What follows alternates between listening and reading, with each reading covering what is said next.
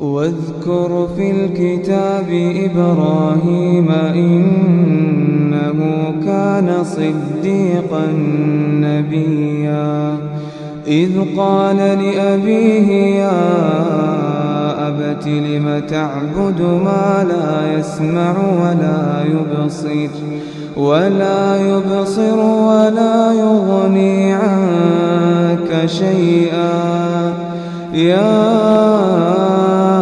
أبت إني قد جاءني من العلم ما لم يأتك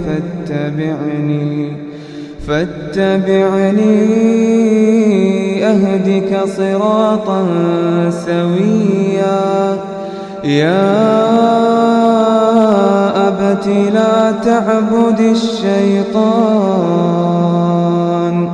إن الشيطان